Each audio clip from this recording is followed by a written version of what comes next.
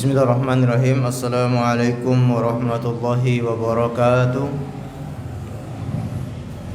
Alhamdulillahirabbil alamin wassalatu wassalamu ala Rasulillah wa ala alihi wa sahbihi ajma'in.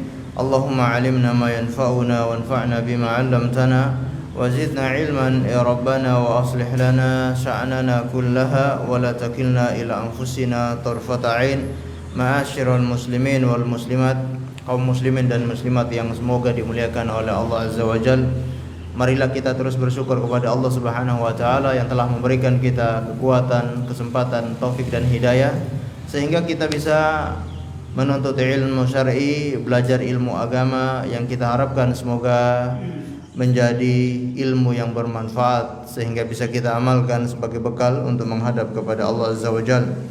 Salawat dan taslim semoga tetap tercurahkan kepada junjungan kita Nabi Muhammad sallallahu alaihi wasallam, kepada seluruh keluarganya, para sahabatnya dan umatnya yang setia mengikuti tuntunannya sampai hari kiamat.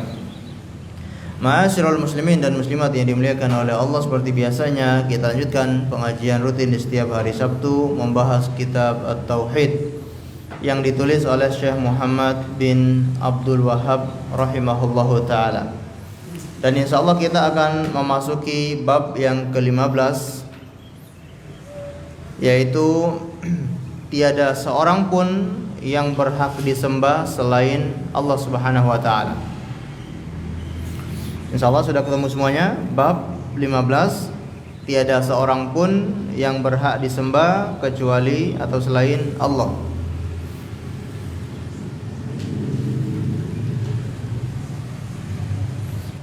Bab ini dia memperjelas atau mempertegas bab-bab yang sebelumnya, yang mana sebelumnya ada larangan-larangan atau termasuk kesyirikan, apakah itu berdoa kepada selain Allah, apakah itu beristighotsah kepada selain Allah, apakah itu beristi'anah kepada selain Allah, atau bab-bab yang lainnya. Ini menunjukkan kepada kita semua bahwa tidak ada seorang pun atau tidak ada sesuatu pun yang berhak disembah kecuali Allah Subhanahu wa taala. Kenapa? Karena manusia atau makhluk selain Allah ini semua lemah dan semua tidak memiliki syarat atau tidak memenuhi persyaratan agar bisa disembah. Sesuatu yang bisa disembah itu kan harusnya memenuhi kriteria, memenuhi syarat-syarat tertentu. Di antara syarat agar bisa disembah adalah bisa menciptakan. Sedangkan makhluk-makhluk ini mereka tidak bisa menciptakan sama sekali. Walau hanya seekor lalat pun atau hanya seekor nyamuk pun, hewan-hewan yang paling kecil atau benda-benda mati atau biji-bijian, satu biji sawi pun, satu biji padi, benih, mereka tidak mampu menciptakan satu benih, maka tidak berhak, tidak memenuhi syarat untuk disembah. Melainkan yang disembah itu adalah yang memenuhi syarat, yaitu Allah Subhanahu wa taala yang menciptakan manusia. Di sini Allah Subhanahu wa taala mengatakan di dalil yang pertama yang dibawakan oleh beliau di sini, ada beberapa dalil dari Al-Qur'an dan juga dari hadis. Silakan minta tolong untuk dibacakan dalil tersebut.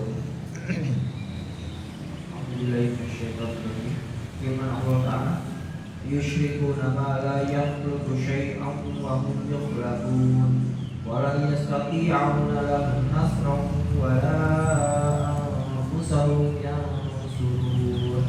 Artinya, apakah mereka mempersekutukan Allah dengan berhala-berhala yang tak dapat menciptakan sesuatu pun, sedangkan berhala-berhala itu sendiri buatan orang, dan berhala-berhala itu tidak mampu memberi pertolongan kepada penyembah-penyembahnya dan kepada dirinya sendiri pun berhala-berhala itu tidak dapat memberi pertolongan.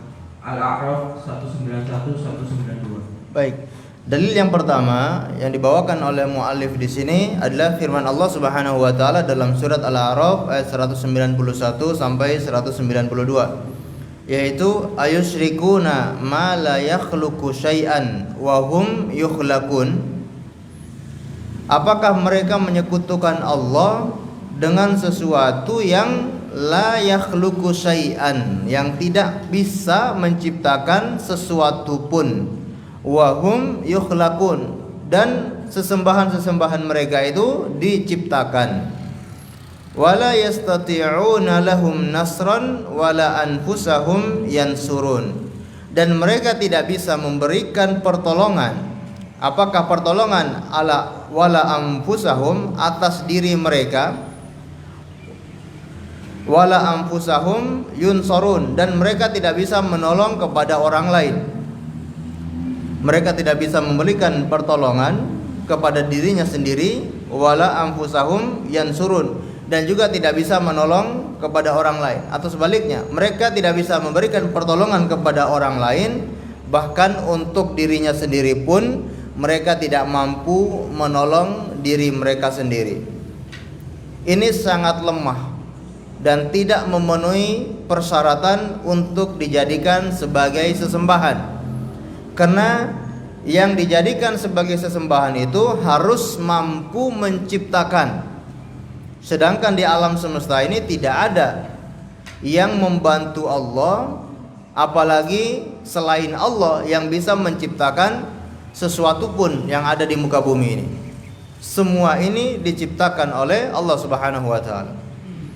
Sebagaimana yang kita kenal kalimat Rabb atau Rabbul Alamin, itu mengandung 4 makna. Rabb, Tuhan semesta alam, mengandung 4 makna. Mungkin ada yang masih ingat apa saja itu? Pencipta, kemudian pengatur, kemudian pemilik, kemudian penguasa. Ini makna Rabbul Alamin, pencipta atau Tuhan semesta alam, yaitu yang menciptakan, yang mengatur, yang memiliki dan menguasai, baru layak disembah. Tapi kalau tidak punya kriteria ini, buat apa disembah makhluk-makhluk tersebut? Dan Allah Subhanahu wa taala menjelaskan di dalam ayat ini sesatnya sesembahan mereka atau lemahnya sesembahan mereka. Sekurang-kurangnya ada 4 hal yang menunjukkan lemahnya sesembahan-sesembahan selain Allah. Ada berapa? Ada 4. Yang pertama, sebagaimana kata Allah, ma la yakhluqu syai'an. Sesembahan mereka itu tidak bisa menciptakan sesuatu. Ini kelemahan yang pertama.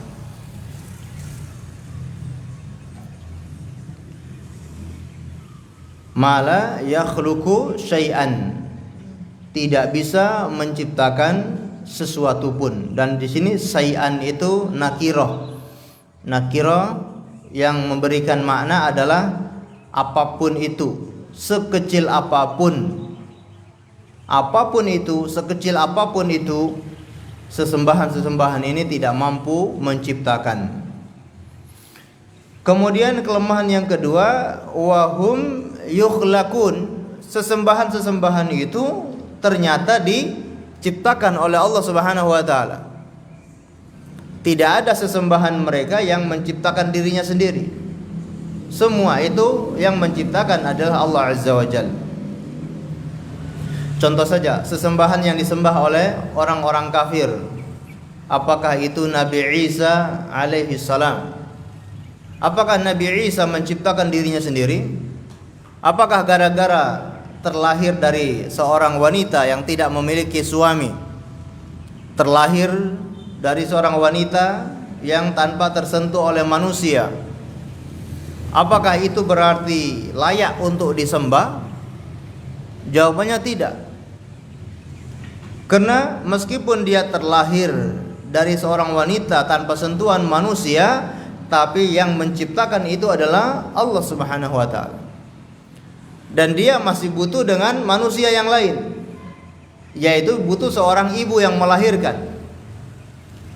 Dan sebetulnya yang lebih hebat lagi itu bukan Nabi Isa, tapi Nabi Adam alaihi salam, yang lahir dengan sendirinya tanpa ada campur tangan manusia di sana. Allah langsung menciptakan Nabi Adam biyadai, dengan kedua tangan Allah Subhanahu wa taala. Kalau kita bilang mana yang lebih layak, seharusnya Nabi Adam yang lebih layak untuk disembah, bukan Nabi Isa. Nabi Isa, sesembahan mereka itu tidak layak disembah karena justru dialah yang diciptakan oleh Allah Subhanahu wa taala. Kemudian sesembahan mereka apakah malaikat?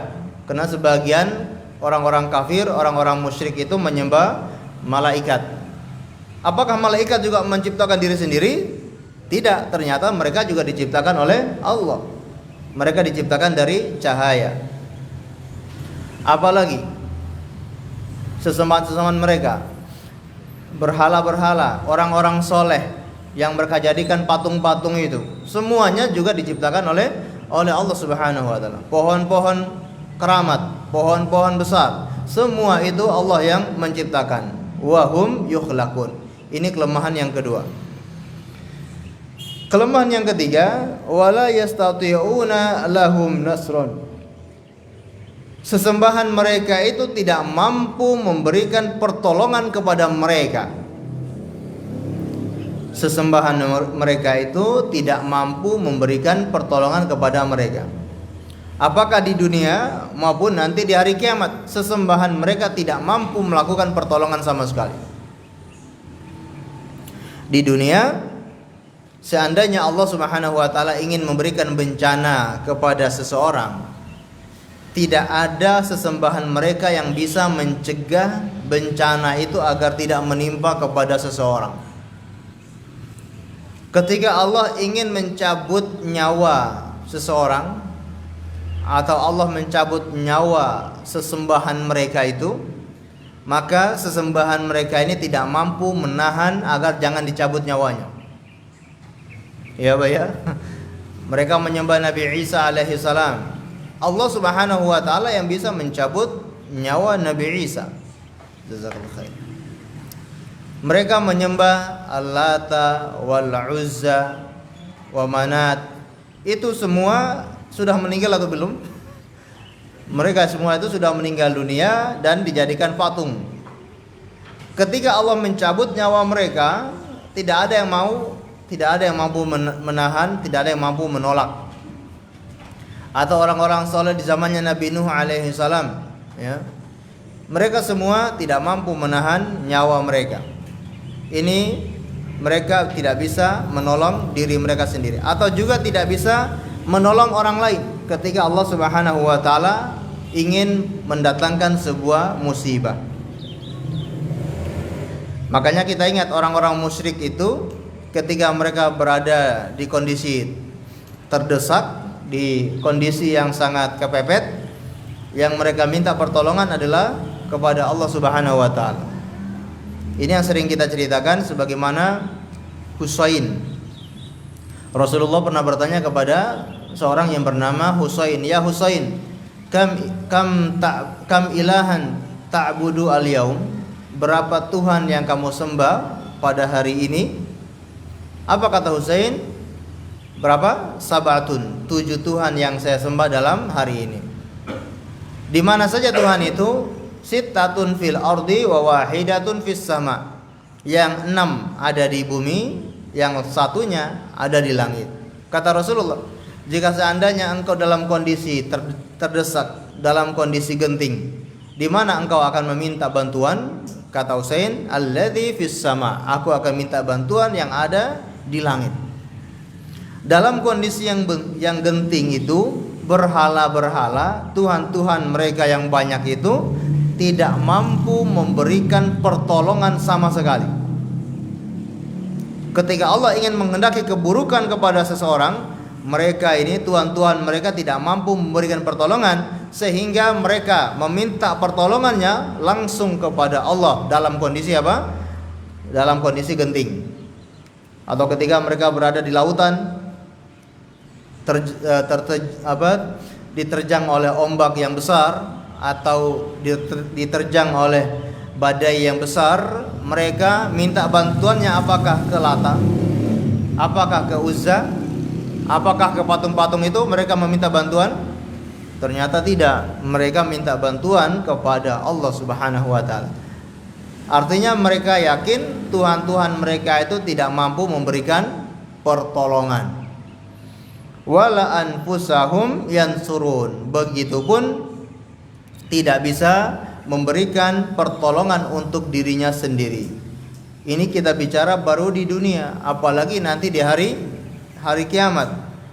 Nanti pada hari kiamat Tuhan-Tuhan mereka itu apalagi tidak bisa memberikan pertolongan sama sekali.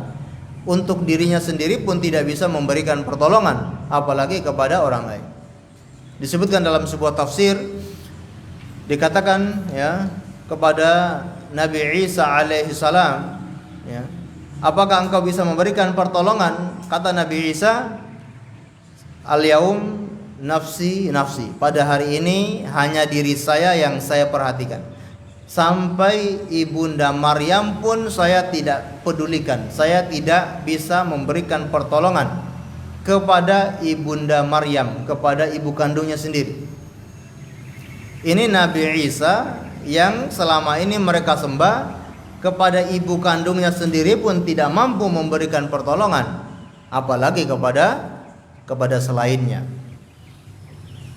Dan nanti akan kita jelaskan bagaimana sesembahan-sesembahan mereka itu berlepas diri, ya, bahkan mereka saling bermusuhan nanti di hari kiamat. Baik, pada ayat ini jadi ada 4 hal yang membuktikan betapa lemahnya sesembahan mereka. Dan dari dalil ini kita bisa ketahui dan bisa kita simpulkan yang berhak disembah itu siapa? Allah Subhanahu wa taala. Baik. Berikutnya kita bacakan dalil yang berikutnya. Walladzina tad'una min dunihi ma yamlikuna min qitmir in tad'uhum la yasma'u du'aakum walau sami'u mastajabu lakum wa yawmal qiyamati yakfuruna bisyirkikum wa la yunabbi'uka mithlu khabir. Artinya, dan orang-orang yang kamu seru sembah selain Allah tiada mempunyai apa-apa walaupun setipis kulit ari. Jika kamu menyeru mereka, mereka tiada mendengar seruanmu, dan kalau mereka mendengar, mereka tidak dapat memperkenankan permintaanmu. Dan di hari kiamat mereka akan mengingkari kesyirikanmu, dan tidak ada yang dapat memberikan keterangan kepadamu sebagaimana yang diberikan oleh Yang Maha Mengetahui. Fatir ayat 13-14. Baik, jazakallahu khair.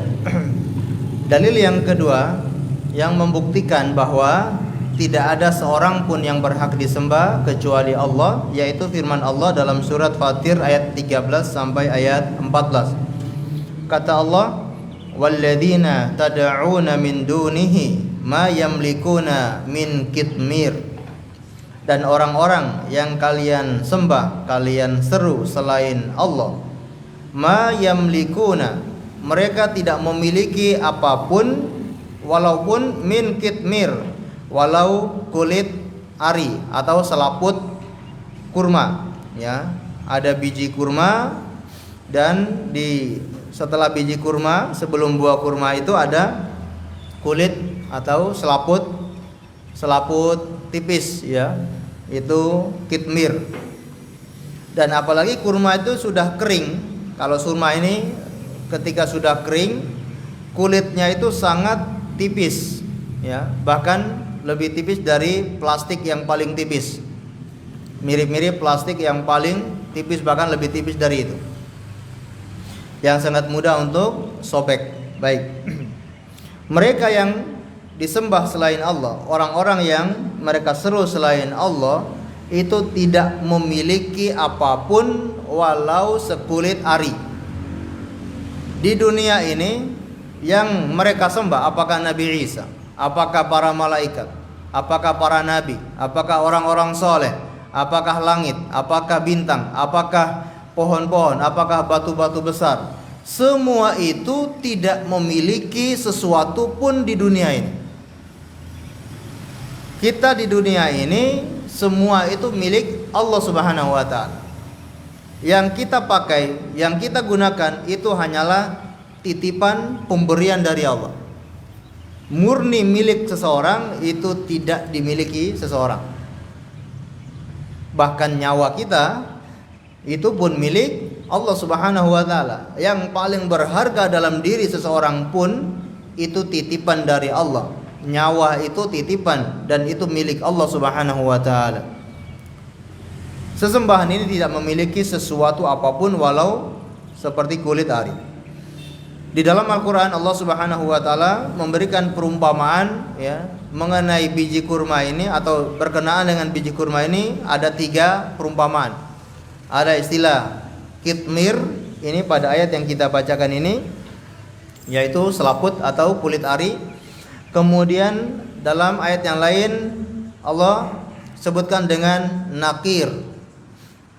Nakir itu adalah lubang kecil di biji kurma.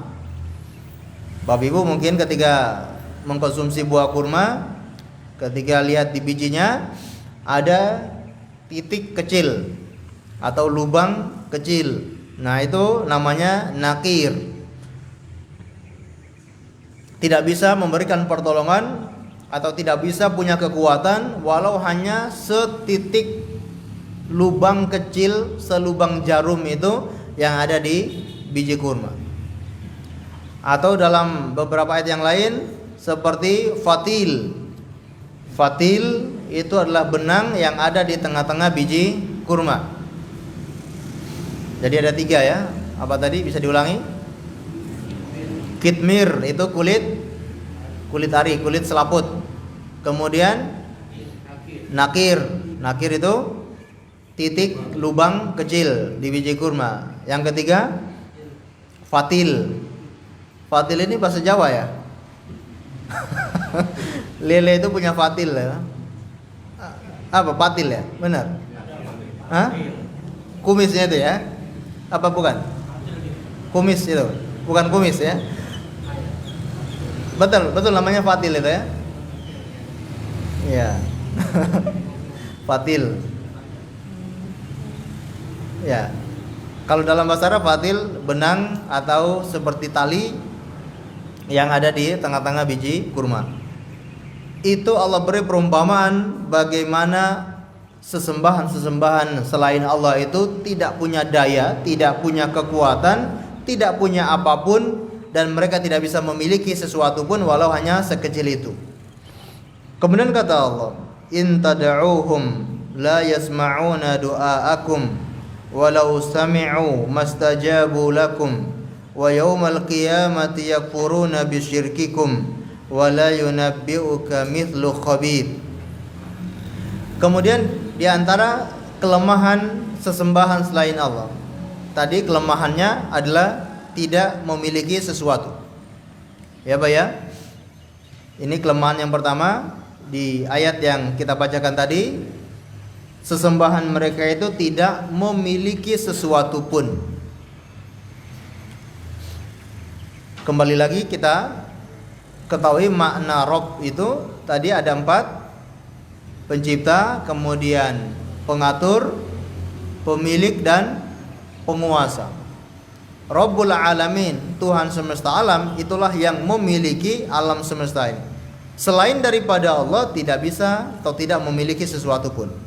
Kelemahan yang kedua, in tad'uuhum la yasma'una du'aakum. Ini kelemahan yang kedua.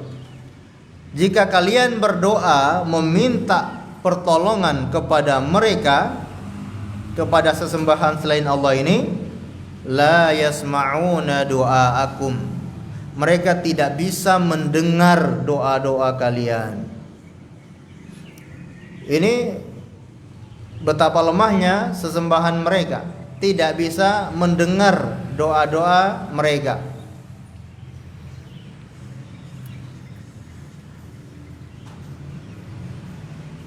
tidak bisa mendengar doa-doa mereka. Apakah kemarin kita sudah jelaskan ada jarak yang jauh atau jarak yang dekat. Kalau jarak dekat, seseorang berada di samping kuburan, minta kepada orang yang sudah meninggal dunia. Apakah para wali, apakah orang-orang soleh berada di samping kuburannya, minta kepada ahli kubur itu. Meskipun dia berada di samping kuburannya, apakah orang soleh ini mendengar doanya orang tersebut? Jawabannya, tidak mendengar doa orang-orang tersebut. Apalagi posisinya jauh. Syekh Abdul Qadir Jailani kuburannya mungkin ada di Mesir. Orang di Indonesia berdoa, ya Syekh Abdul Qadir Jailani, agithna, atau berikan kami pertolongan. Bagaimana mungkin akan bisa mendengarkan? Seandainya masih hidup pun, seandainya jaraknya itu jauh, dia tidak bisa mendengar. Apalagi sudah meninggal dunia. Ini sangat mustahil makhluk-makhluk ini bisa mendengar seruan mereka, karena pendengaran makhluk itu sangat terbatas. Sedangkan pendengaran Allah Subhanahu wa taala yang Maha Khabir itu tidak terbatas dengan apapun. Pendengaran makhluk terbatas dengan apa? Terbatas dengan jarak, ya, terbatas dengan volume.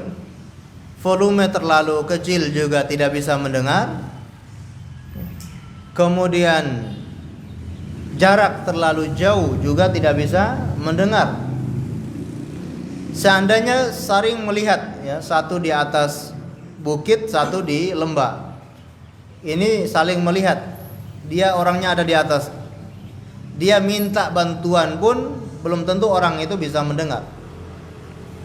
Betapa terbatasnya, betapa lemahnya pendengaran makhluk atau pendengaran manusia, baik ketika masih hidup maupun sudah meninggal dunia. Sehingga kalau kita kembali ke pembahasan sebelumnya, ya, Allah Subhanahu wa taala berfirman, "Wa man adallu mimman yad'u min dunillahi man la yastajibu lahu ila yaumil qiyamah wa hum an du'aihim ghafilun wa idza khushiran nasu kanu lahum a'daan wa kanu bi'ibadatihim kafirin." Dan betapa buruknya, betapa tersesatnya. Apakah ada yang lebih tersesat daripada orang yang berdoa kepada selain Allah? Allah istilahkan dengan betapa tersesatnya, atau apakah ada orang yang lebih sesat daripada mereka yang berdoa kepada selain Allah? Apakah ada yang lebih tersesat daripada orang-orang ini? Karena berdoa kepada selain Allah itu pasti sia-sia. Sia-sia atau tidak? Ya sia-sia. Berdoa berkali-kali pun, berdoa berbagai macam pun sia-sia karena mereka tidak bisa mendengar. Ini diantara kelemahan sesembahan selain Allah. Berikutnya kelemahan yang kedua atau kelemahan yang ketiga, walau sami'u mastajabu lakum.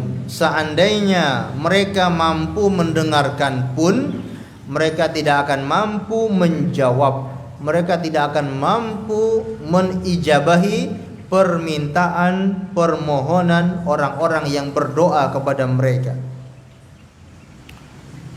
Berarti di sini memberikan bukti kadangkala Allah Subhanahu wa taala menjadikan mayat-mayat itu bisa mendengar. Dan itu Allah Subhanahu wa taala yang menjadikan dia bisa mendengar sesuai dengan kehendak Allah Subhanahu wa taala. Sebagaimana Allah jadikan mayat itu bisa mendengar suara langkah kaki keluarganya sampai 40 langkah ketika meninggalkan kuburannya.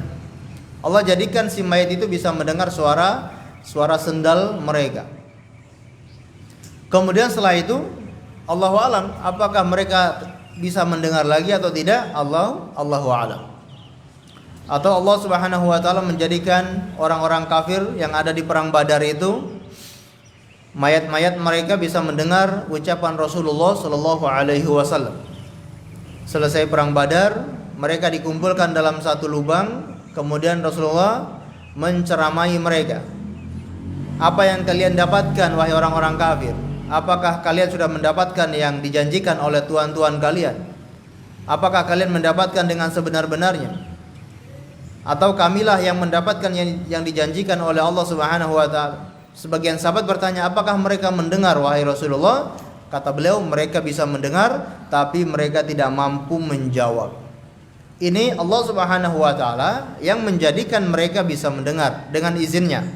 Kalau tanpa izin Allah, kita tidak tahu mayat mana yang bisa mendengar.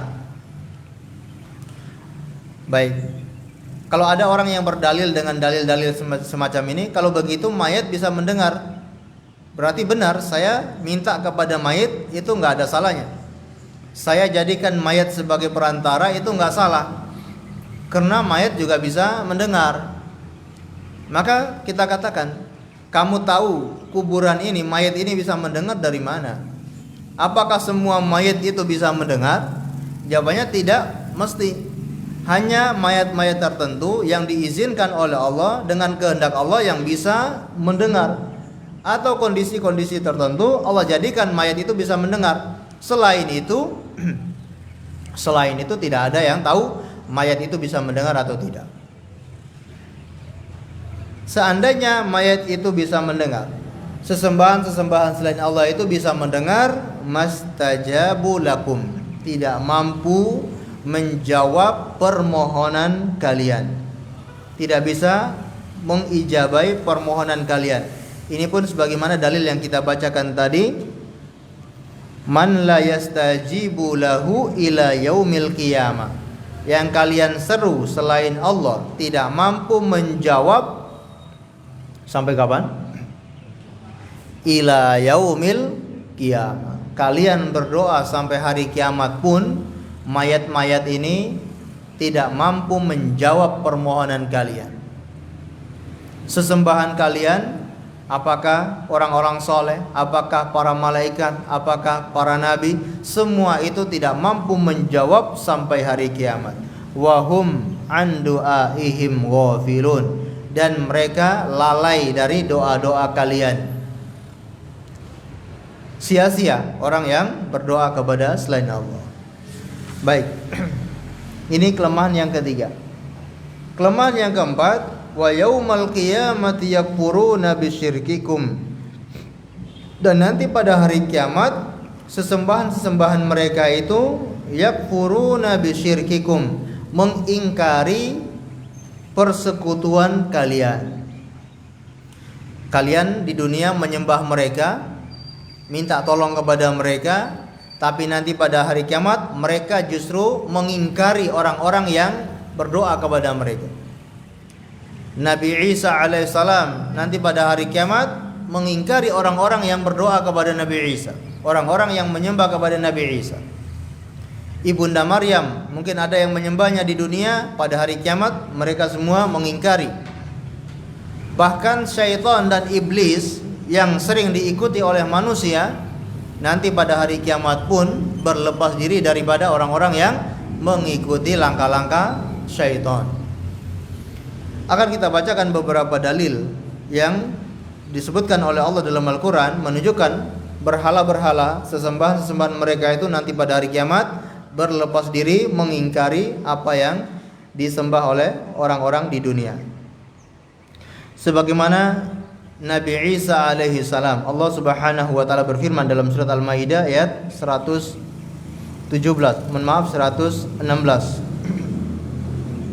Wa id qala Allahu ya Isa ibn Maryam a anta qulta lin-nasi ittakhiduni wa ummiya ilahaini min dunillah. Wa id qala Allah, ketika dikatakan pada Isa ibnu Maryam, yaitu pada hari kiamat, Allah bertanya kepada Nabi Isa ibnu Maryam, a anta qulta linnas, wahai Isa, apakah engkau yang menyuruh manusia ittakhaduni wa ummi ilahaini min dunillah? Apakah engkau yang menyuruh manusia menjadikan engkau dan ibumu sebagai Tuhan selain Allah? Qala subhanaka ma yakunu li an aqula ma laysa li bihaqq. Maka Nabi Isa berkata, qala subhanak, maha suci engkau, ma yakunu li, aku tidak bisa atau aku tidak akan, an aqula, tidak akan mengatakan, ma laysa li bihaqq, mengatakan sesuatu yang itu bukan hak saya. Menjadikan sebagai Tuhan, menjadikan sebagai sesembahan, itu haknya Allah. Saya tidak punya hak sama sekali untuk menjadikan diri saya dan ibu saya menjadi sesembahan. Berarti Nabi Isa alaihissalam mengingkari apa yang disembah oleh orang-orang di zaman sekarang. Dan miliaran manusia menyembah Nabi Isa alaihi salam. Namun pada hari kiamat nanti Nabi Isa berlepas diri dari mereka. In kuntu qultuhu faqad alimtah. Seandainya aku menyuruh mereka, maka sungguh engkau telah tahu. Engkau pasti lebih tahu ya Allah. Ta'lamu ma fi nafsi wa la a'lamu ma fi nafsik.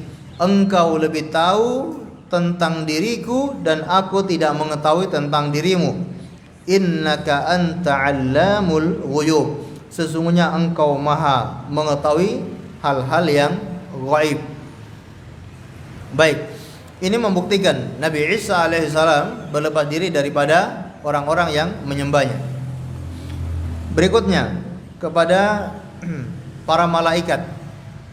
Sebagian orang menyembah malaikat, berkeyakinan malaikat itu adalah anak perempuannya Allah Subhanahu wa taala. Ini perkataan yang batil. Nanti pada hari kiamat para malaikat juga berlepas diri daripada mereka. Dalam surat Saba ayat 40 sampai 41. Wa yauma yahsyuruhum jami'an thumma yaqulu lil malaikati ahaula'i ayyakum kanu ya'budun qalu subhanaka anta waliyuna min dunihim bal kanu ya'budunal jinna aktsaruhum bihim mu'minun. Dan pada hari di mana manusia dibangkitkan semuanya, thumma yaqulu lil malaika, lalu dikatakan kepada para malaikat, ahaula'i iyyakum kanu ya'budun, apakah orang-orang ini dulu mereka menyembah kalian wahai malaikat? Apakah orang-orang ini dulu menyembah kalian wahai malaikat? Atau inilah orang-orang yang menyembah kalian wahai malaikat? Qalu subhanak, para malaikat berkata, mereka menjawab, subhanaka, maha suci engkau, anta waliyuna min dunihim, engkaulah wali kami, engkaulah penolong kami, engkaulah Tuhan kami, min dunihim, dari mereka. Para malaikat saja minta bantuan, minta tolong kepada Allah Subhanahu wa taala. Engkau yang menjadi wali kami, menjadi penolong kami. Sedangkan mereka tidak menjadikan engkau sebagai penolong.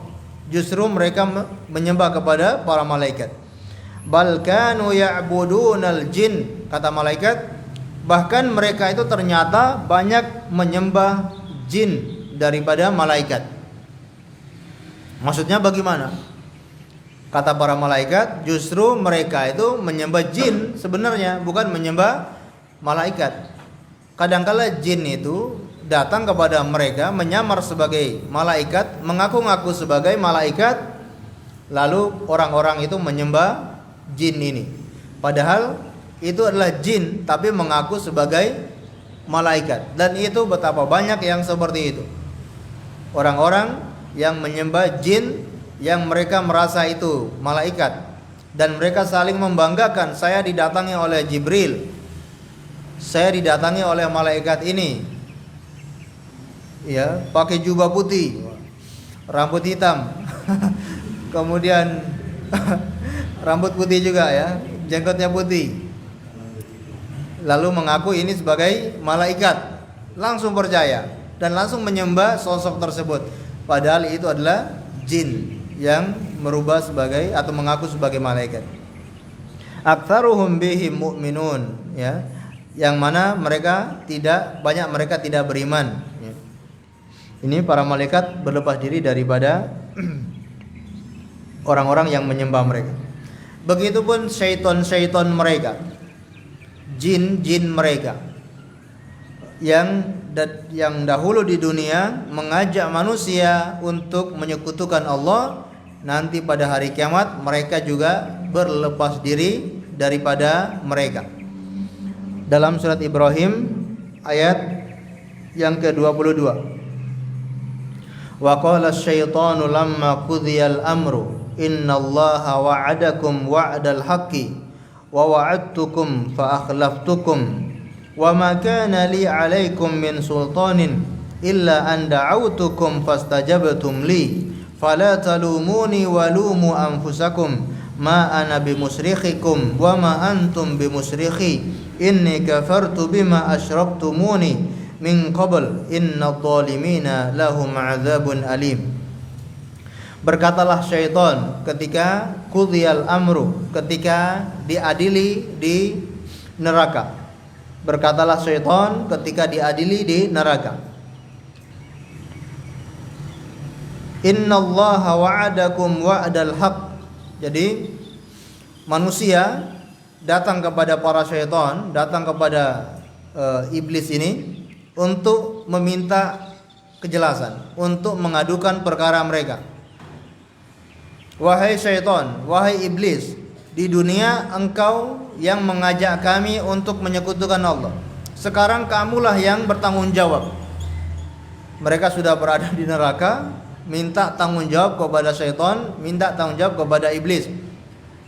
Bagaimana caranya agar kami ini bisa selamat dari neraka? Bagaimana caranya kami itu bisa selamat dari neraka?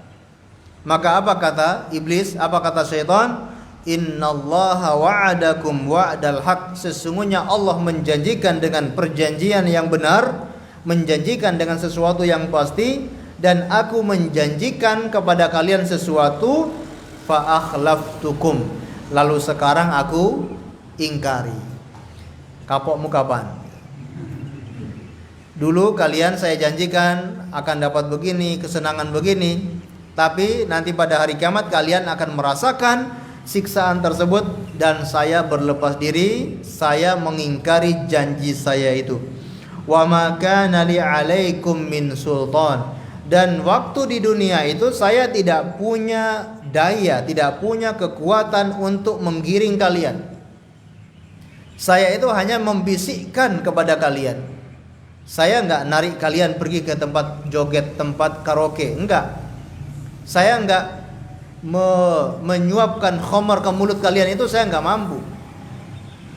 Saya enggak mencarikan wanita nakal untuk kalian, atau saya enggak menyeret kalian datang ke tempat-tempat perzinahan. Saya enggak punya sultan untuk itu. Yang saya lakukan hanya apa? Hanya bisikan-bisikan aja. Kok kalian mau? Kenapa kalian mau dengan bisikan saya? Nah, ini yang dikatakan oleh iblis. Illa an da'autukum, aku hanya mengajak kalian, membisikkan kepada kalian, fastajabtum li. Kenapa kalian malah mengikuti saya? Kenapa kalian mengikuti bisikan saya? Fala talumuni walumu anfusakum, maka jangan kalian mencela saya, namun celahlah diri kalian sendiri. Ma ana bimusrikhikum wa ma antum bimusrikhi. Aku tidak bisa menolong kalian, dan kalian juga tidak bisa menolong saya pada hari ini. Inni kafartu bima asyraktumuni. Sesungguhnya aku telah mengingkari dari persyirikan kalian. Aku ingkari penyekutuan kalian kepada saya. Min qabl, sebelumnya, yaitu di dunia. Innadh-dhalimina lahum 'adzabun alim. Sesungguhnya bagi orang-orang yang berbuat zalim itu azab yang sangat pedih. Dan zalim di sini maksudnya adalah kesyirikan. Baik. Inilah pengingkaran sesembahan-sesembahan mereka pada hari kiamat. Mereka semua nanti akan berlepas diri daripada orang-orang yang menyembah mereka. Wala yunabbi'uka mithlu khabir, dan tidak ada yang bisa memberikan berita yang lebih baik daripada Allah Subhanahu wa taala.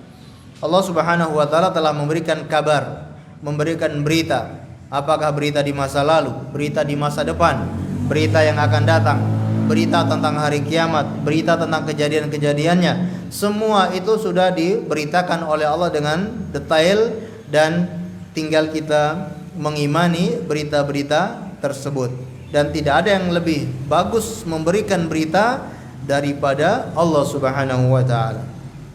Berikutnya akan kita bacakan beberapa hadis yang dibawakan oleh muallif di sini. Dalil ketiga, hadis diriwayatkan dalam Sahih Al-Bukhari dan Muslim dari Anas radhiyallahu anhu. Dia berkata, Sujud Nabi sallallahu alaihi wasallam yauma Uhudin wa kusirat raba'iyatuhu faqala kaifa yuflihu qaumun sajjud nabiyahu fa nazalat laisa laka minal amri syai'. Pada waktu peperangan Uhud, Nabi sallallahu alaihi wasallam terluka di bagian kepala dan gigi taringnya.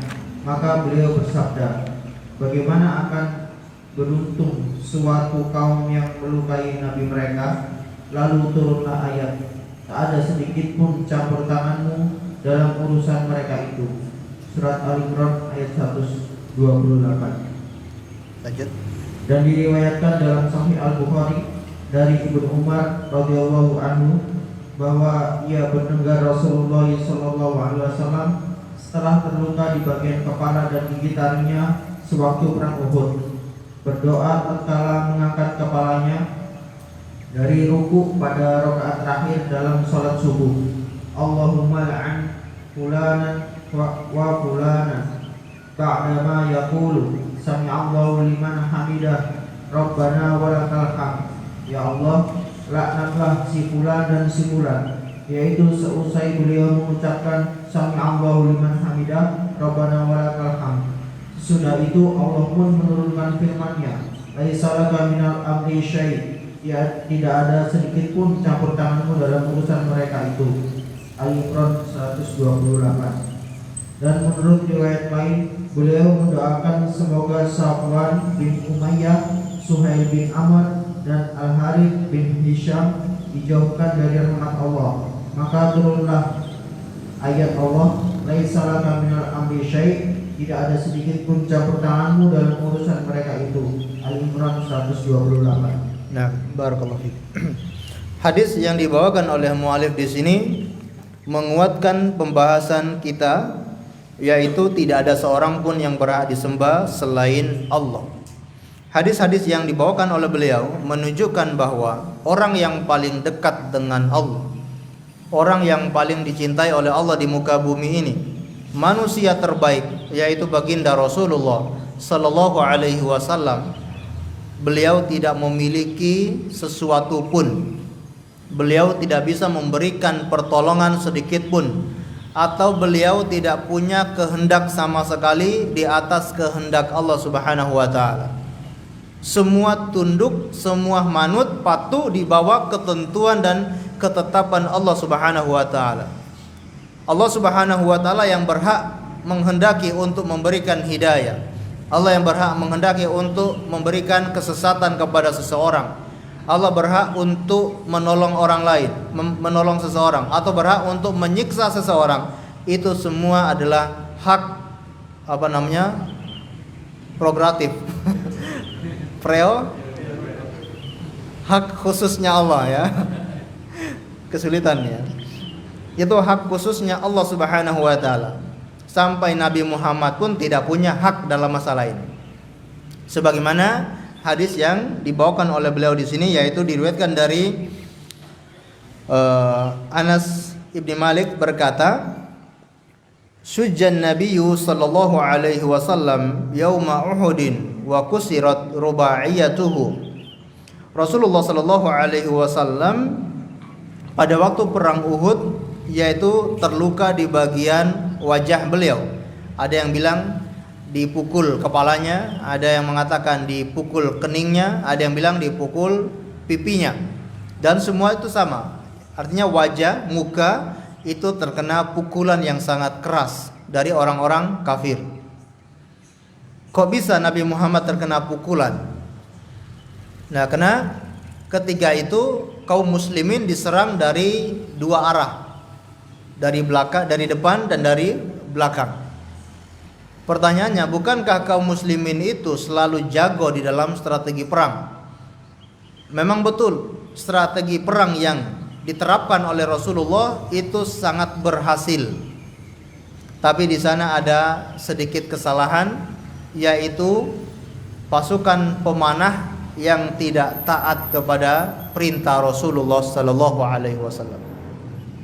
Sebelum peperangan, Rasulullah menugaskan 50 pasukan sebagai pasukan pemanah yang ditempatkan di atas Bukit Rumah.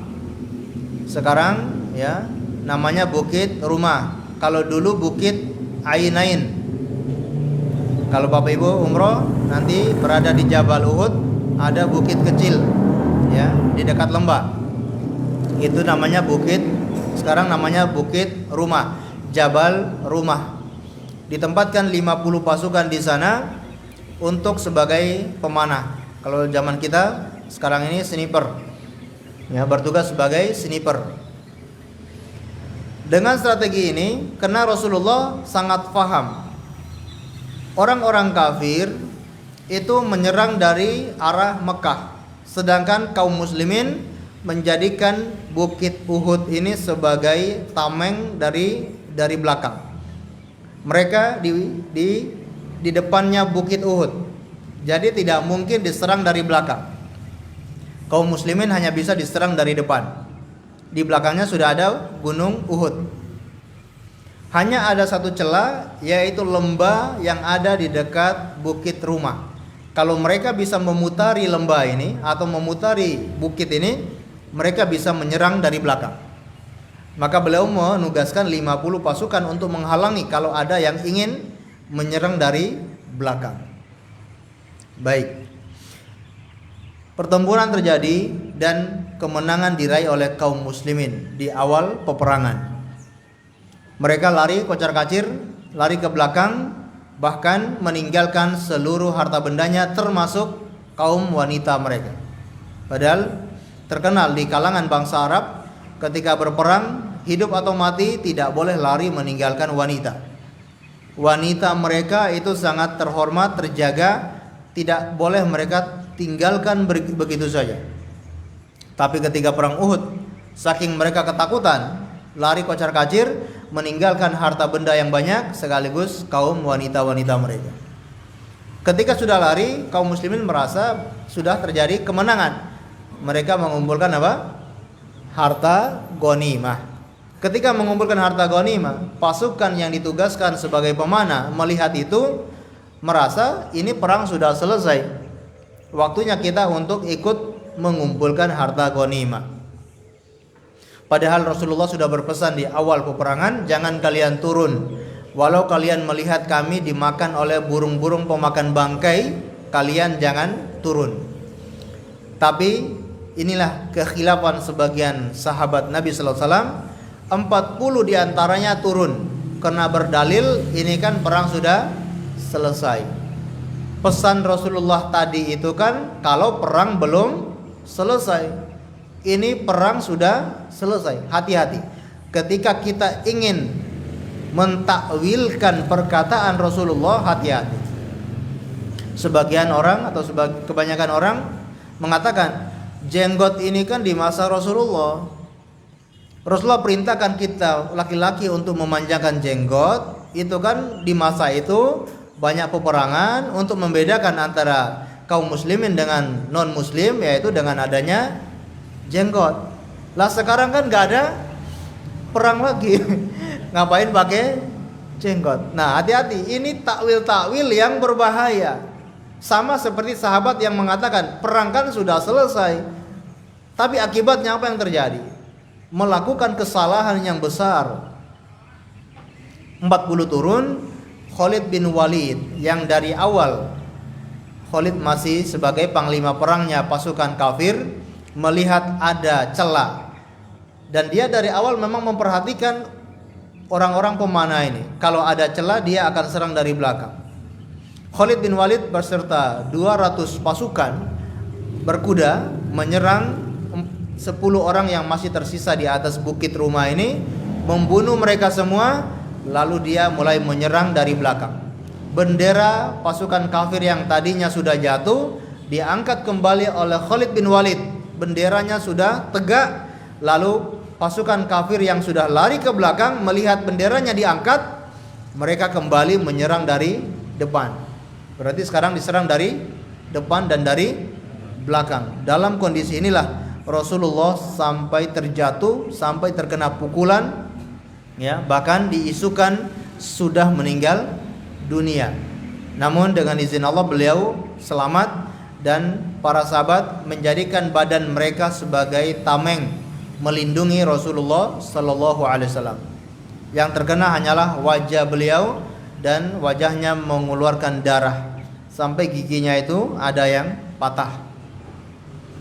Ini menyakitkan bagi Rasulullah sallallahu alaihi wasallam.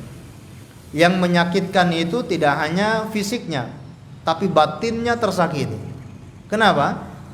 Dikhianati oleh sebagian sahabatnya. Beliau sudah berpesan dari awal jangan turun, tapi kok malah turun, yang menyebabkan terjadinya kekalahan atau hampir kalah. Baik, ini sekilas kisah bagaimana beliau akhirnya terkena pukulan daripada orang-orang kafir. Dalam keadaan seperti ini, beliau merasakan sakit yang luar biasa. Beliau mengucapkan perkataan yang tidak diridhoi oleh Allah Subhanahu wa taala. Ya, manusiawi, ya, mengucapkan ucapan yang ini mungkin istihadnya beliau. Apa ucapan beliau? Kaifa yuflihu qaumun syajju nabiyahum. Bagaimana akan selamat suatu kaum yang memukul, yang menyerang nabi mereka. Ini kan ucapan yang tidak main-main. Beliau langsung mengatakan bagaimana bisa selamat, bagaimana akan selamat. Allah Subhanahu wa taala mendengar itu langsung menegur ucapan tersebut. Allah Subhanahu wa taala mengatakan, menurunkan ayat, laisa laka minal amri syai'. Engkau wahai Muhammad tidak punya urusan sama sekali dalam masalah ini. Dalam masalah selamat atau tidaknya seseorang, dalam masalah mendapatkan hidayah atau tidaknya seseorang, itu urusan Allah. Engkau wahai Muhammad tidak punya upaya, tidak punya urusan sama sekali dalam masalah ini. Ini menunjukkan bahwasanya di tangan Allah lah segala kehendak, di tangan Allah lah segala hidayah, segala ketetapan dan keputusan itu di tangan Allah Subhanahu wa taala. Nabi Muhammad pun tidak mampu memberikan hidayah atau tidak mampu memberikan kesengsaraan kepada siapapun. Berarti layak atau tidak seseorang menyembah kepada selain Allah? Sama sekali tidak layak. Hanya Allah saja yang dijadikan sebagai sesembahan. Baik. Kemudian dalam beberapa riwayat yang lain dari Sahih Bukhari dari Ibnu Umar radhiyallahu anhu bahwa ia mendengar Rasulullah sallallahu alaihi wasallam setelah terluka di bagian kepala dan gigi taringnya sewaktu perang Uhud, beliau berdoa ketika sholat subuh. Ini doa kunut. Kunut witir atau kunut subuh. Ini namanya kunut apa? Kunut witir atau kunut subuh.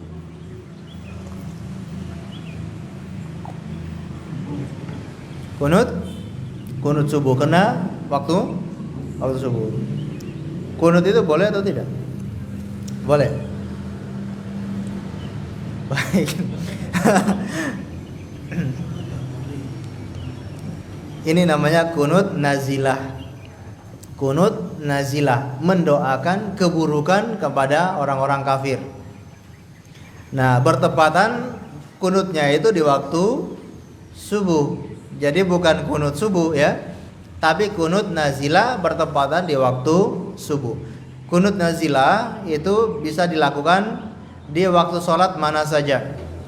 Apakah sholat maghrib, sholat isya, sholat subuh, sholat duhur, ataupun salat asar, ya. Baik. Nah, beliau di dalam kunut nazilah ini berdoa, Allahumma al'an fulanan wa fulanan. Ya Allah, laknatlah fulan dan fulan. Setelah beliau mengucapkan sami'allahu liman hamida, Rabbana walakal hamdu. Jadi kunut, apakah kunut nazilah, kunut witir? Namanya kunut itu sunnahnya dibaca kapan?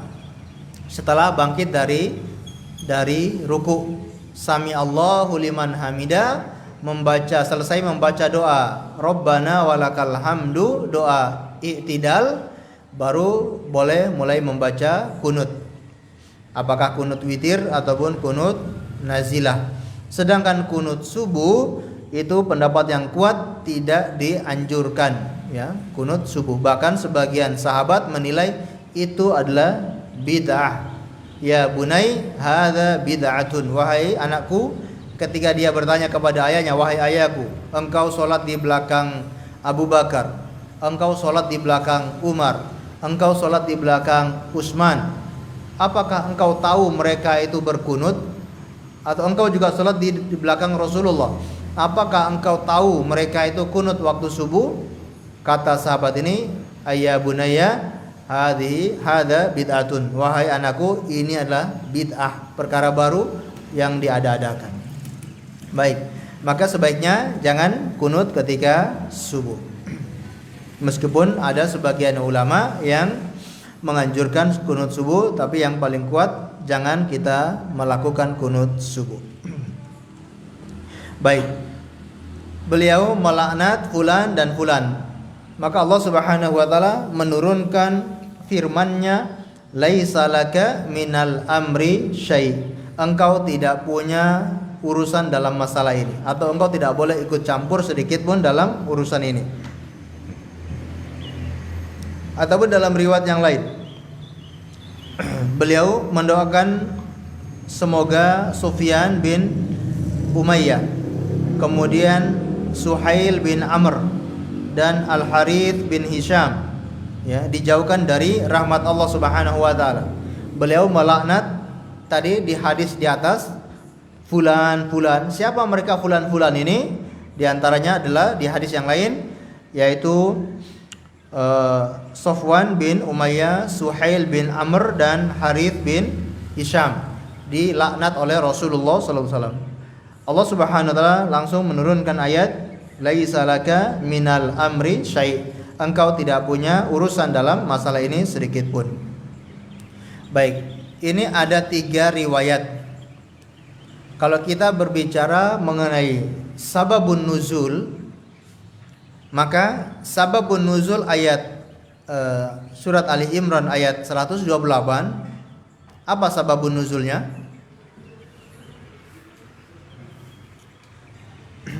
Sababun nuzulnya adalah doa kunut Rasulullah melaknat orang-orang kafir, ya, melaknat orang-orang kafir.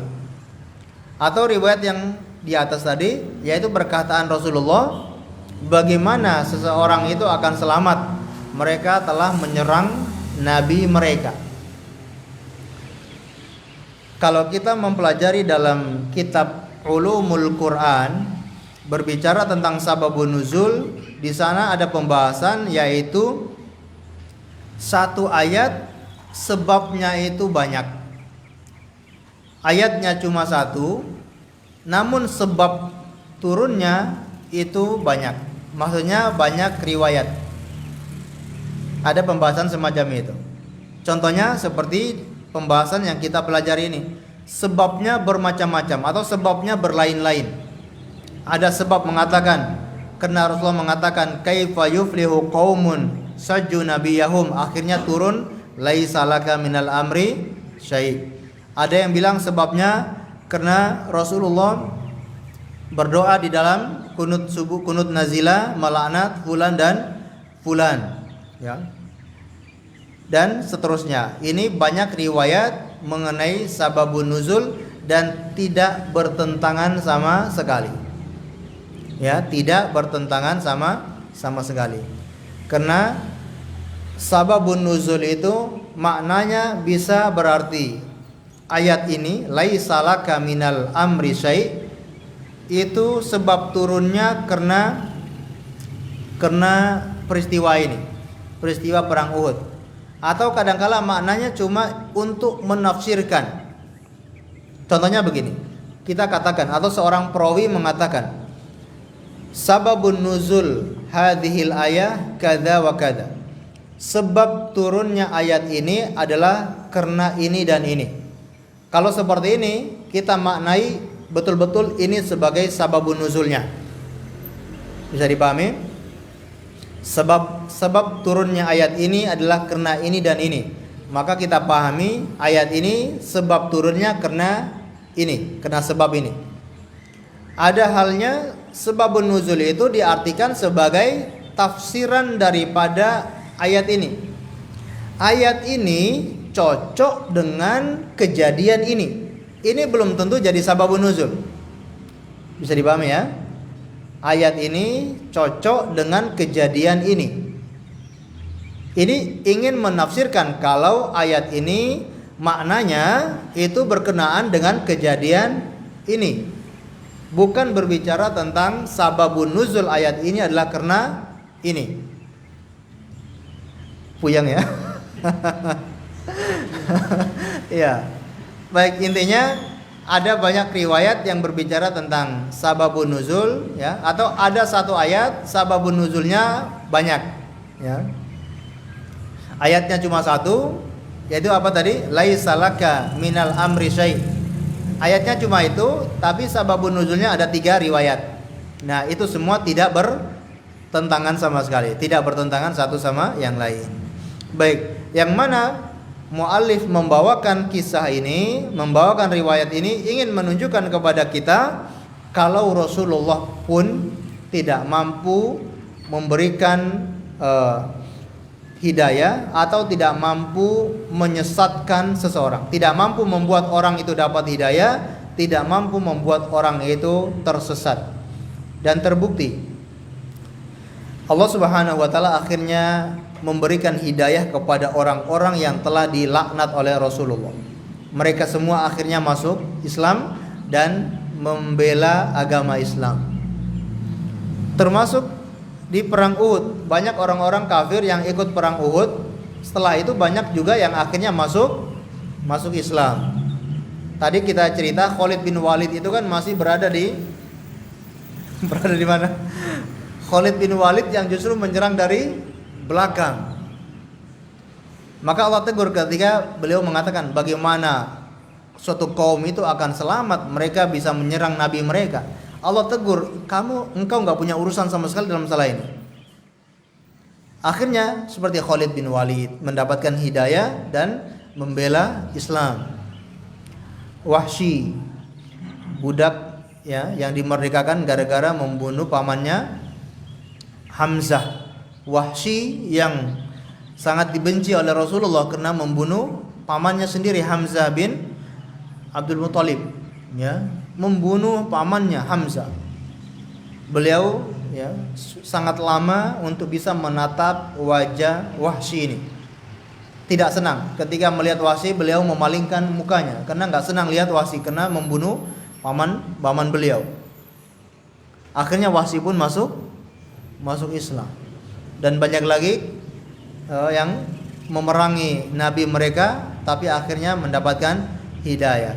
Maka benar kata Allah, laisa laka minal amri syai'. Engkau tidak punya atau engkau tidak ada sedikit pun ikut campur dalam urusan ini. Urusan memberi hidayah, urusan laknat melaknat itu adalah urusan Allah Subhanahu wa taala. Allahu a'lam bishawab. Kemudian hadis berikutnya. Hadis keempat diriwayatkan pula dalam Sahih Al-Bukhari dari Abu Hurairah radhiyallahu anhu. Ia berkata, ketika diturunkan kepada Rasulullah sallallahu alaihi wasallam ayat wa anzir 'ashiratakal aqrabin, dan berilah peringatan kepada kerabat-kerabatmu yang terdekat. Asy-Syu'ara ayat 214. Berdirilah beliau dan bersabda, ya ma'asyara Quraisy, ishtaru anfusakum la ughni ankum minallahi syai'a. Ya Abbas bin Abdul Muttalib, la ughni anka minallahi syai'a. Ya Safiyyah ammata Rasulullah, la ughni anki minallahi syai'a. Ya Fatimah bintu Muhammad, salini min mali ma syi'ti, la ughni anki minallahi syai'a. Wahai segenap kaum Quraisy, tebuslah dari kalian dari siksa Allah dengan memurnikan ibadah kepadanya. Sedikit pun aku tidak berguna bagi kalian di hadapan Allah. Wahai Abbas bin Abdul Muttalib, sedikit pun aku tidak berguna bagi dirimu di hadapan Allah. Wahai Safiyah bibi Rasulullah, sedikit pun aku tak berguna bagi dirimu di hadapan Allah. Dan wahai Fatimah putri Muhammad, mintalah kepadaku apa yang kamu inginkan dari hartaku, sedikit pun aku tidak berguna bagi dirimu di hadapan Allah. Baik, barakallahu fikum. Hadis yang terakhir ini yang beliau bawakan adalah untuk menunjukkan kalau manusia itu tidak bisa memberikan apapun, tidak bisa menolong siapapun. Hanya Allah Subhanahu wa taala tempat untuk memohon pertolongan dan untuk meminta segala sesuatu. Yaitu diriwayatkan dari Abu Hurairah, dia berkata ketika turun kepada Rasulullah sallallahu alaihi wasallam, yaitu perintah wa anzir ashiratakal aqrabin, perintah untuk berdakwah kepada kerabat-kerabat terdekat beliau. Ya, ini dalam Al-Qur'an surat apa? Asy-Syu'ara. Artinya apa? Asy-Syu'ara artinya? Penyair atau?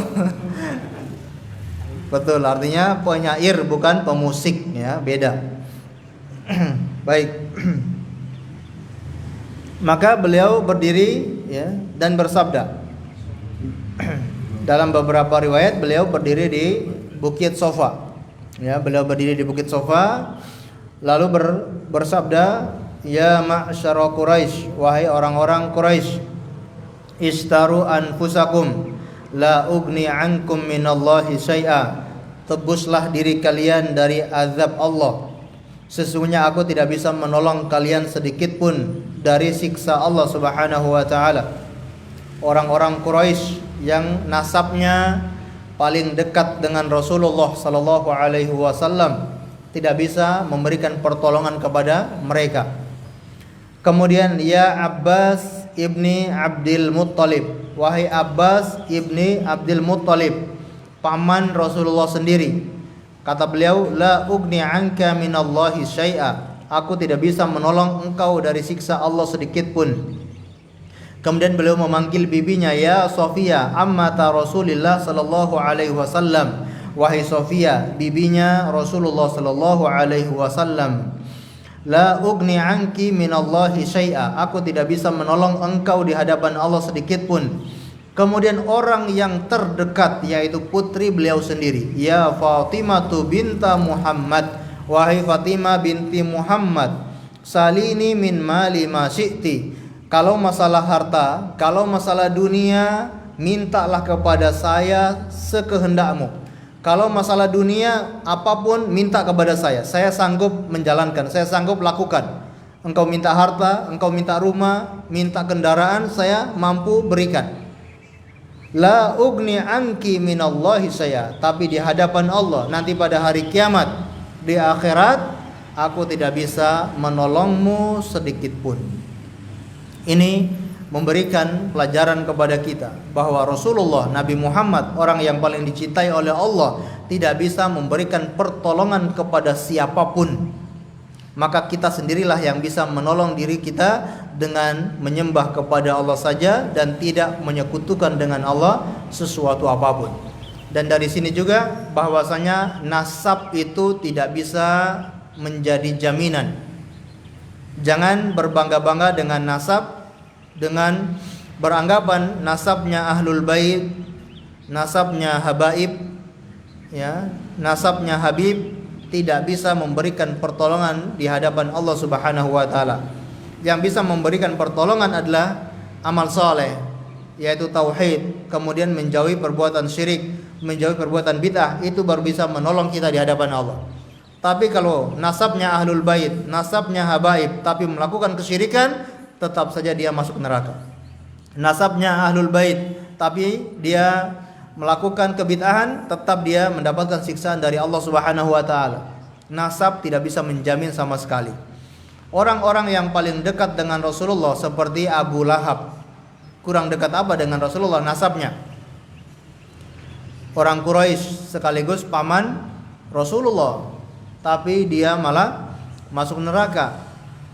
Ya, tidak bisa memberikan manfaat sama sekali nasab tersebut kalau tidak beriman, tidak bertauhid dan tidak mengikuti Rasulullah sallallahu alaihi wasallam. Allah alam bisawab. Ini yang bisa kita pelajari pada kesempatan pagi hari ini. Mudah-mudahan bisa bermanfaat untuk kita semuanya. Sebelum kita akhiri, mungkin ada yang ditanyakan, kami persilakan.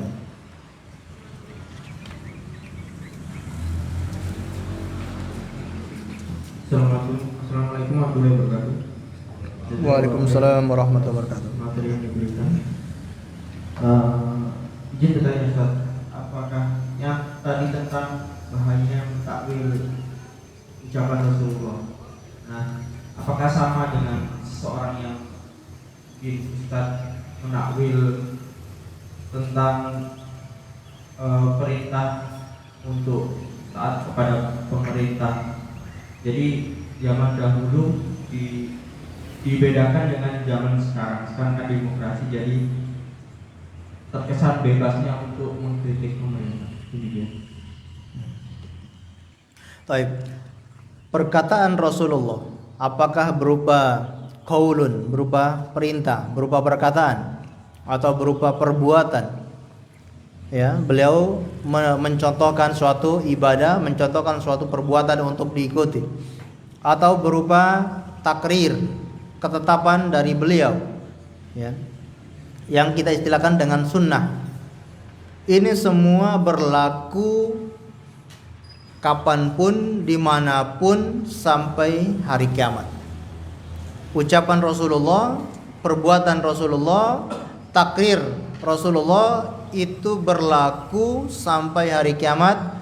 Tidak bisa merubahnya kecuali ada nas yang memalingkan dari yang wajib menjadi sunnah atau menjadi mustahab.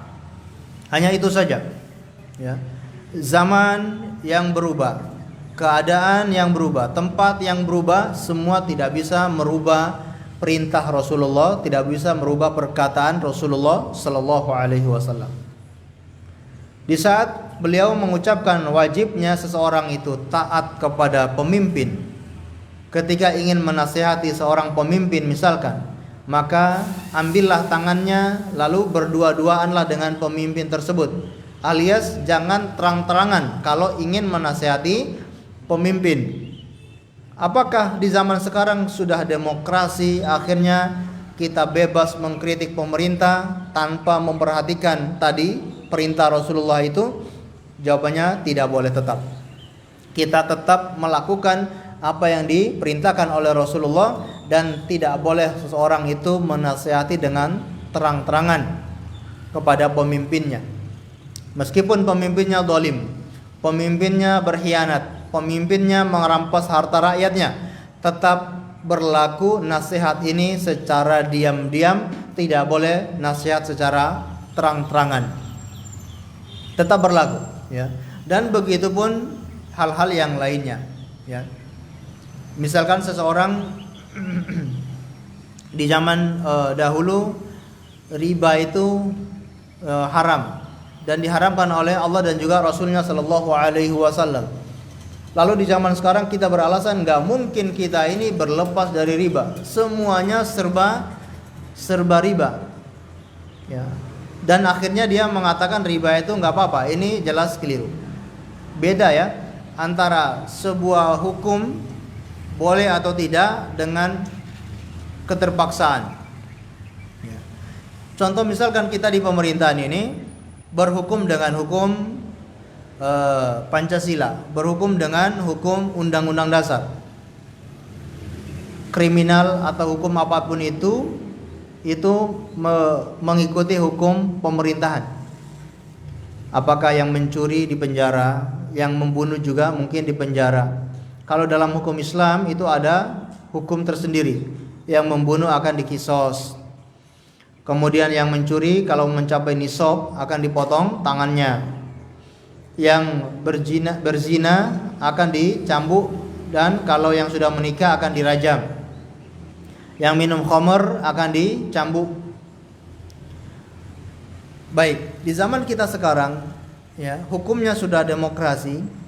Apakah boleh kita menjalankan hukum-hukum ini? Jawabannya, kita menjalankan hukum-hukum ini dengan terpaksa. Artinya tidak boleh ada rasa ridho dengan hukum-hukum yang berlaku ini. Ketika ada orang yang mencuri kemudian dia dipenjara, kita nggak boleh ridho dengan hukuman itu, meskipun kenyataannya dia dihukumi dengan hukuman tersebut. Ada orang yang membunuh cuma dipenjara 8 tahun atau 7 tahun. Kita tidak boleh ridho dengan hukum seperti itu. Kita hanya ridho dengan hukumnya Allah Subhanahu wa ta'ala. Berarti kita menjalankan hukum ini hanya terpaksa, karena kita tidak punya pilihan lain.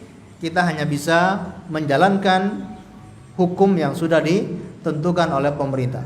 Kalau boleh dipilih, kita boleh memilih hukum antara hukum Islam dengan hukum pemerintah, maka kita harus lebih memilih hukum Islam. Tapi kondisinya tidak memungkinkan. Nah, itu yang hanya ada seperti itu. Hukum tetap berlaku. Hukum Allah, hukum Rasulullah tetap berlaku. Perkataan Allah, perkataan Rasulullah tetap berlaku sampai hari kiamat. Yang ada dalam perjalanan ini, dalam kehidupan atau dalam kenyataannya, itu kadangkala seseorang itu karena terpaksa atau karena darurat, maka dia melakukan hal tersebut. Ya, Allahu a'lam bishawab.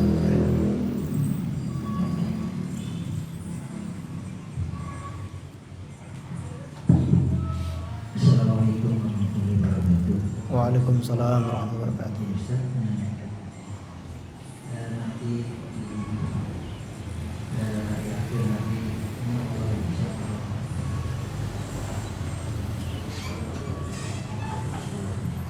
mohon izin menanyakan perasaan syafaat sebelum kita kan diminta sholawat kepada Rasulullah. Ini padahal nanti Rasulullah akan menolong kita orang yang beriman itu di telaga Kautsar.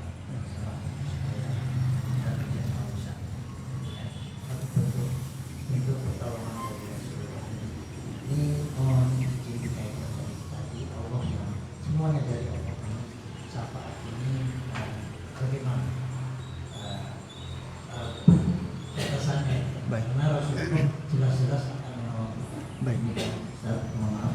Assalamualaikum warahmatullahi wabarakatuh. Waalaikumsalam. Baik. Tadi kita jelaskan Rasulullah pun tidak mampu memberikan pertolongan. Apakah ke orang-orang terdekat beliau, putri beliau, apalagi kepada selain keluarga beliau. Beliau tidak punya kemampuan untuk memberikan pertolongan sama sekali, apakah di dunia maupun di hari kiamat. Pertanyaannya, bukankah Rasulullah itu memiliki syafaat pertolongan kepada umatnya?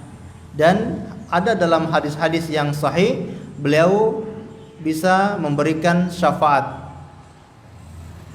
Baik, tidak bertentangan. Syafaat Rasulullah itu ada, itu pun Allah yang memberikan izin. Rasulullah bisa memberikan syafaat itu atas izin Allah, atas kehendak Allah. Rasulullah tidak serta-merta langsung sini saya beri syafaat. Enggak. Rasulullah beri syafaat setelah apa? Dapat izin dari Allah. Kalau Allah sudah kasih izin, baru beliau memberi syafaat. Artinya berarti semuanya dari siapa? Dari Allah. Meskipun Rasulullah bisa menolong, tapi tunggu izin dari Allah dahulu. Berarti semuanya berada di tangan Allah, semua dari kehendak Allah Subhanahu wa taala. La yashfa'una 'indallahi illa biidni. Ya, illa biidni. Tidak ada yang bisa memberikan syafaat kecuali dengan izin dari Allah. Dan syaratnya mendapatkan syafaat itu adalah izin dari Allah dan ridho dari Allah. Izin kepada orang yang akan beri syafaat, ridho kepada orang yang akan diberi syafaat. Dan orang yang diridhoi adalah orang yang bertauhid. Rasulullah sudah diizinkan beri syafaat. Apakah berarti beliau bisa memberikan syafaat ke seluruh keluarganya, ke seluruh anak keturunannya, ke seluruh nasabnya? Jawabannya belum tentu. Meskipun beliau sudah diizinkan, tapi ada syarat yang kedua, ridhonya Allah. Orang-orang yang mau diberi syafaat itu diridhoi oleh Allah atau tidak? Dan syarat untuk diridhoi oleh Allah adalah bertauhid. Kalau orangnya tidak tauhid, meskipun Rasulullah bisa beri syafaat, tidak mungkin Rasulullah bisa memberi syafaat kepada orang itu karena tidak diridhoi oleh Allah Subhanahu wa taala. Jadi intinya semua itu berada di tangan Allah. Rasulullah tidak mampu memberikan syafaat kecuali kalau sudah diizinkan oleh Allah Subhanahu wa taala. Begitupun selain Rasulullah, orang-orang soleh, para mujahidin juga bisa memberikan syafaat, tapi itu semua setelah dapat izin dari Allah Subhanahu wa taala. Semua-muanya kembali kepada Allah. Ya. Kalau Allah berkehendak, Allah izinkan. Kalau Allah tidak berkehendak, Allah tidak izinkan. Semua bergantung sama Allah Subhanahu wa taala.